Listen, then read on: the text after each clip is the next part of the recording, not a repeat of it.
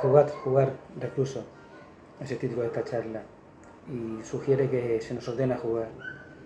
De un tiempo a esta parte estamos casi forzados a jugar, es muy difícil no jugar.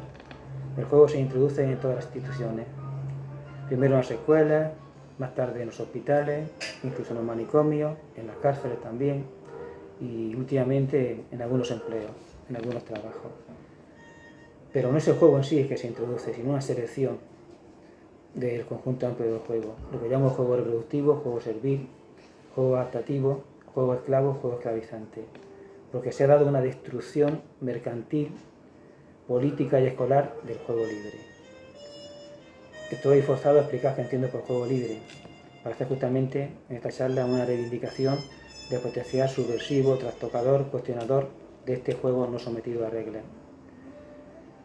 Cuando hablamos de juego nos dejamos llevar por las palabras. Sabemos que el lenguaje nos habla, que las palabras nos hablan. Y hablamos de juego sin preguntarnos por qué cosas tan diferentes cayeron a veces bajo esa etiqueta. ¿Por qué todo es juego o no todo es juego?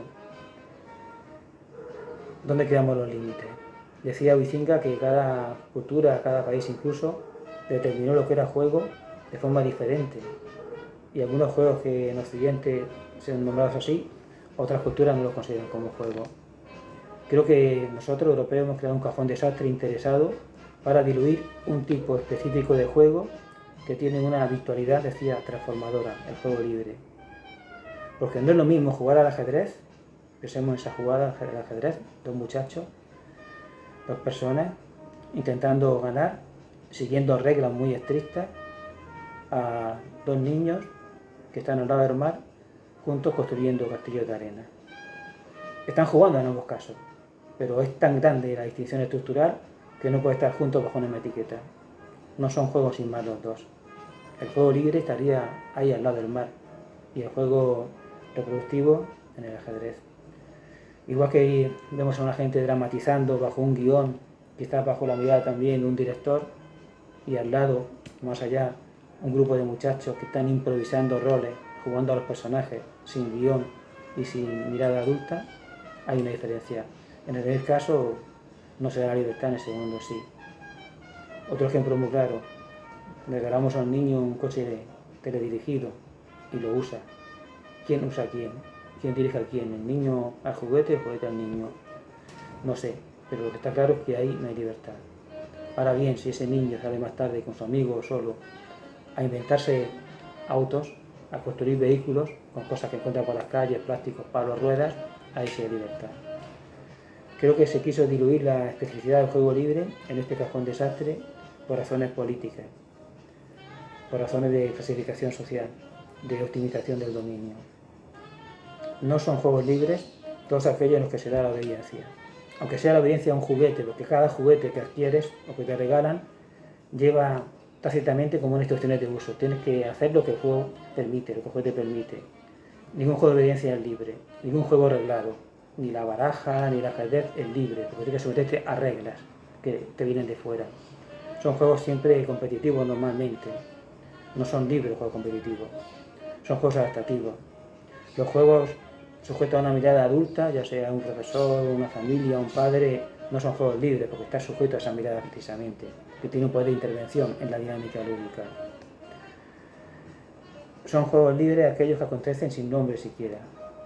Como jugar libre no tiene estructura, no tiene regularidad, cuando alguien juega en libertad no sabemos lo que está haciendo y su actividad no tiene nombre, no tiene etiqueta.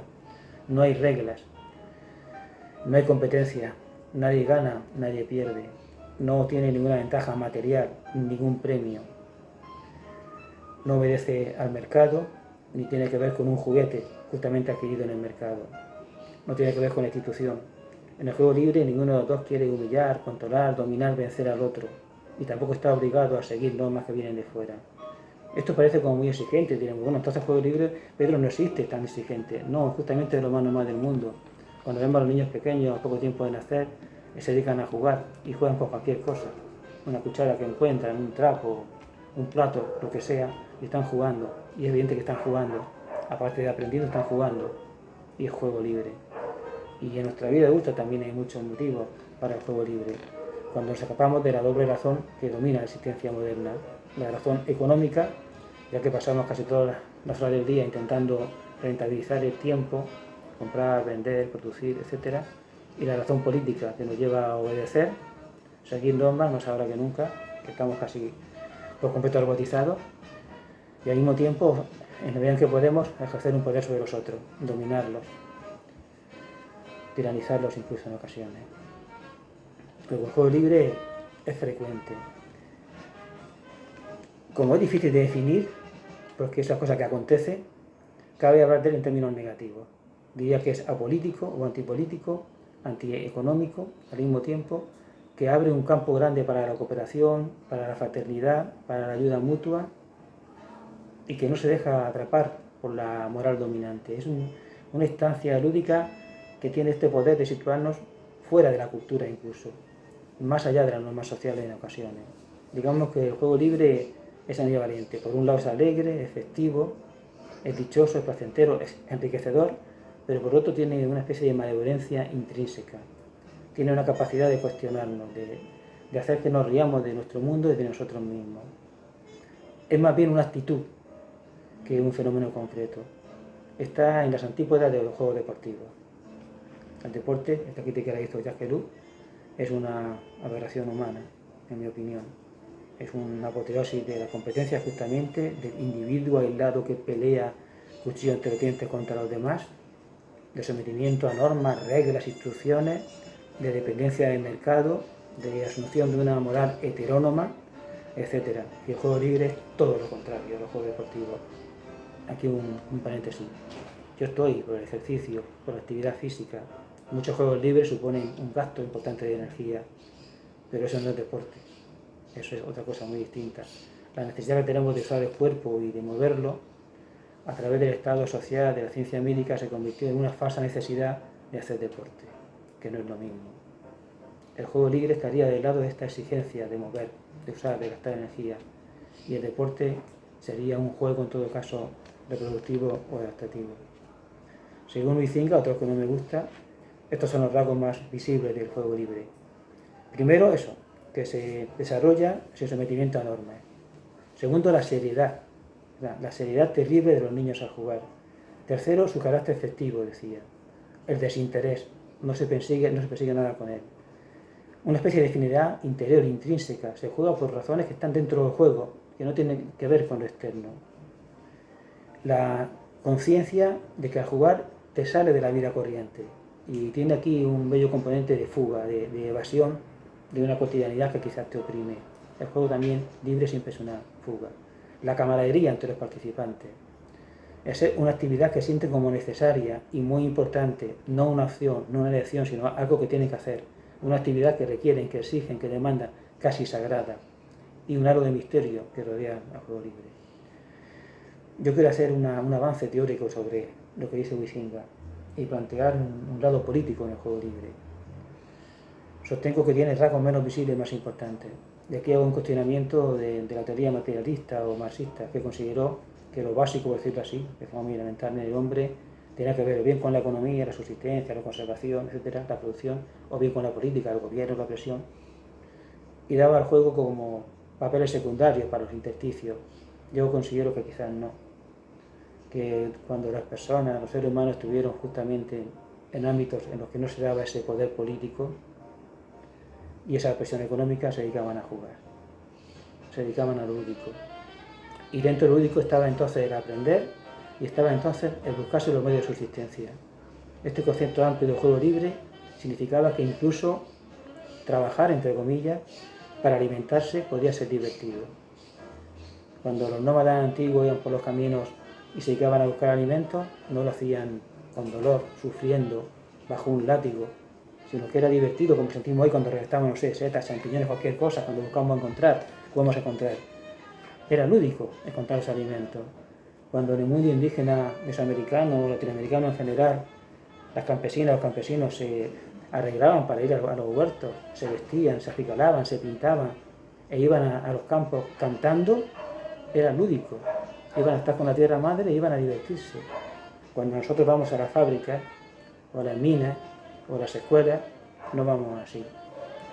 El juego se separó del aprendizaje que se da en las escuelas donde no hay juego libre, sino adaptativo, se separó de los trabajos de autoconservación, donde tampoco había esa libertad, y se refugió en ámbitos más marginales. Pero para mí sí, para mí, sobre la base de esta disposición lúdica de los seres humanos, el poder económico y político creó una estructura de dominio y tuvo que derruir esa base lúdica, precisamente. Decía Pierre Clastres que algunas etnias de la Amazonía estuvieron un tiempo dedicándose a la agricultura, estableciéndose con ciudades, con pueblos, pero por razones climáticas, etcétera, vieron que era posible volver a la fase anterior de la recolección y del nomadismo, que es entre comillas más divertida, más lúdica, y lo hicieron tranquilamente. Dejaron sus campos, dejaron la agricultura, dejaron sus poblados y volvieron a ser gente vagabunda, entre comillas, que recolectaba, porque eso era lúdico, todas las cosas. Y la expresión de ese empecito de Juan Manuel Montoya, médico gitano: el niño gitano aprende jugando en el trabajo. Para mí es muy importante aprender jugando en el trabajo. ¿Qué quería decir? Que aprendían sin escuela, básicamente, que el aprendizaje se daba y era divertido, y jugando aprendían, y aprendían en el trabajo, porque era un trabajo en la fábrica, no era un trabajo para otro, para un patrón, no era un trabajo alienado, sino era un trabajo de cooperación, sobre todo de tipo familiar. Ese es el juego libre, tal y como lo entienden. Por su contra, ¿qué es el juego reproductivo?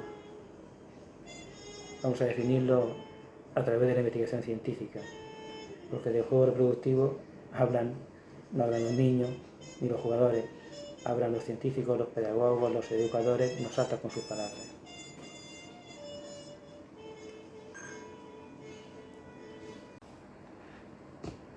Hablamos del juego reproductivo y hay que identificarlo a través de las palabras de los que no suelen jugar, decía, científicos, educadores, etc.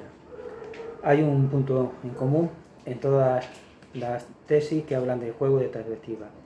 Están obsesionadas, centradas en marcar las bondades que tiene el juego de cara a la adaptación social satisfactoria de los menores. Esta es la clave. El juego es una herramienta para una integración satisfactoria de los niños. También imprescindible, lo dicen, para su desarrollo psicológico, cognitivo y sociocultural. Y se pide siempre la intervención de los adultos, que se entrometan en estas dinámicas, para reconducir el juego a esta finalidad, que los niños se adapten a lo establecido. Acá siempre recuerdo la crítica de Luz a Montessori, a María Montessori, cuando le dijo algo muy sencillo, muy obvio: María, tú siempre dices que el sistema capitalista es nefasto, horroroso, terrible, y luego creas unas escuelas en las que los niños están, entre comillas, mejor, son más felices, juegan, mejor tratados. ¿No es una contradicción? ¿Para qué quieres crear niños felices si el mundo que los rodea es nefasto? ¿Qué sentido tiene que intentes como insensibilizarlo al horror? Para eso sirve el juego, para adaptar a los niños a un sistema que no deberían quizás aceptar, un sistema que es inaceptable, en la cuestión de luz.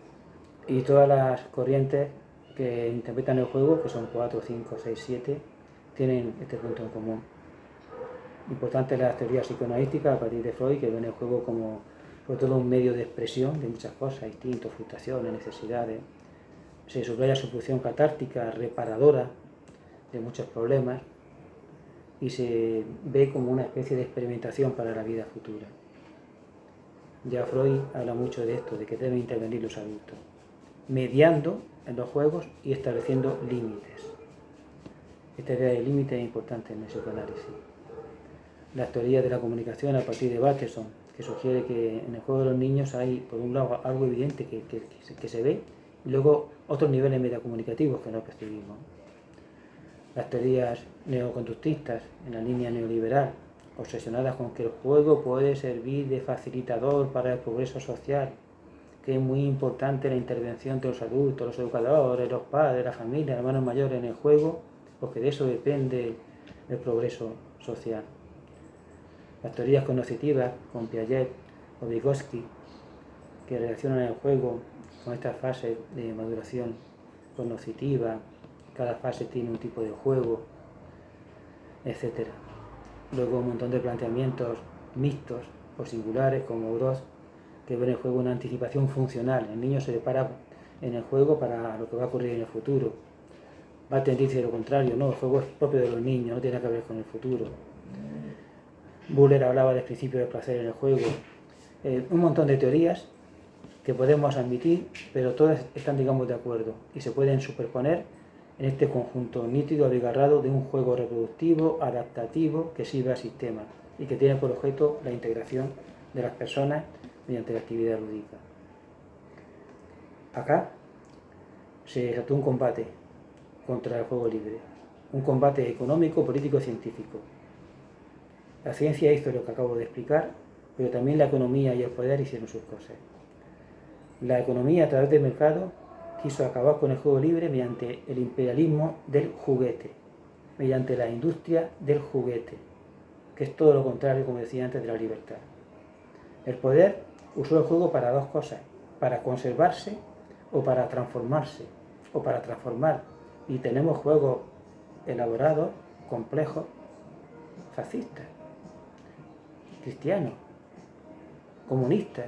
Hoy los que nos cansan, los que nos saltan son los juegos demócratas, ciudadanistas. El niño está jugando y se están inculcando valores en la línea de la ideología dominante. Derechos humanos, democracia universal, diálogo de civilizaciones, ya sabemos. Mercado, poder y ciencia. La ciencia vio un botín en el juego. Se extendió, ¡ay qué bien! Voy a hablar del juego, de los niños, de lo que ocurre al jugar. Así me legitimo, me justifico, soy necesaria. Hay un problema, el juego del niño, yo voy a decirle a la gente la verdad. Lo que tienen que hacer con los niños, lo que tienen que hacer con los juegos, con los juguetes. Y empezó, como decía antes, a legitimar un tipo de juego, no todos, el reproductivo. ¿Qué ocurrió entonces? ¿Cuál fue el resultado?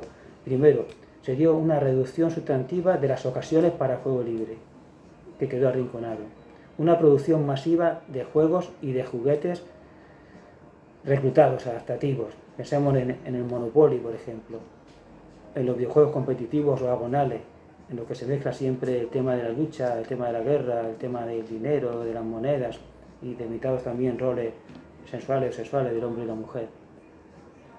Se dio una cancelación del protagonismo del jugador, porque ahora en el juego no importa el jugador, es más importante el ingeniero que lo diseña, el propio diseñador, si no es ingeniero, el político, el legislador que establece qué juegos valen y qué juegos no valen, el educador, el animador, el pedagogo. Pero el niño queda arrinconado. El juego se te da y tú te sometes a él. Fue una cometida terrible la del mercado, la del poder político y la de la ciencia. La historia del juguete nos muestra esta evolución. Pasamos de unos juguetes tradicionales, históricos, que eran artesanales y populares, muchas veces hechos por la gente sencilla o por los propios niños, a una industria del juguete que alcanza su cenit con la revolución industrial, con los juguetes que eran primero de hojalata, luego eléctricos, de plástico, telemáticos, creados por otros y que eran ya industriales y que tenían que ser adquiridos. Y llegó la calamidad que llamamos juguete educativo. Para mí, el juguete educativo es una perversión lanzada por los adultos sobre el mundo de los jóvenes, porque se mezcla justamente el poder, que bajo la excusa de educar te lleva a su terreno, y te educa en qué, en la democracia, en el capitalismo, en el fascismo, en el cristianismo, pero te educa en un ámbito y luego que es un juguete. Y para adquirirlo tienes que trabajar básicamente, tienes que comprarlo, tienes que trabajar, te tienes que someter a esta lógica, meterte fuera de trabajo. El juguete educativo es un horror.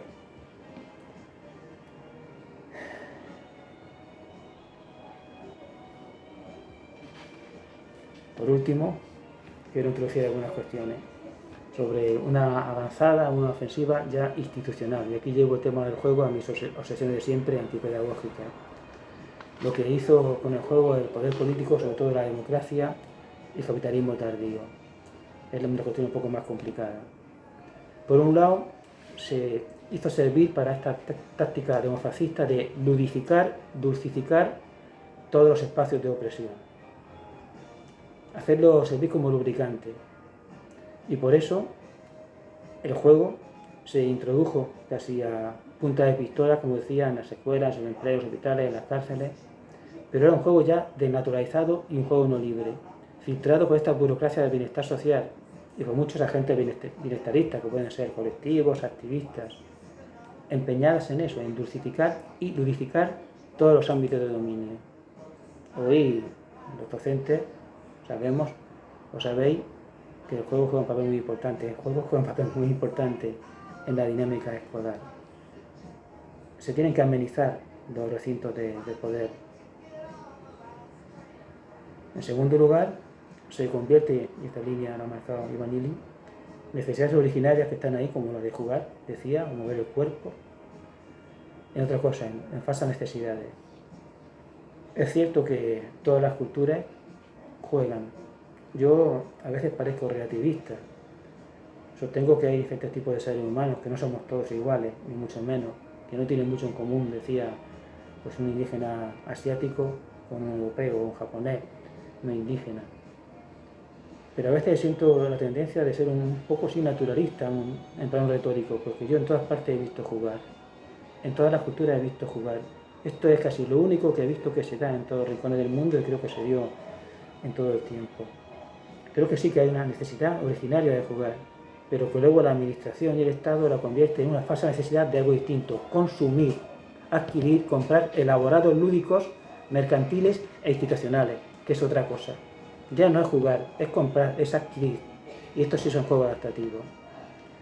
Decía Illich que existen derechos, entre comillas, el derecho al ocio. ¿Cómo no se va a existir el derecho al ocio? El derecho a parar, a dejar de producir, a dejar de adquirir, a dejar de obedecer, el derecho al ocio.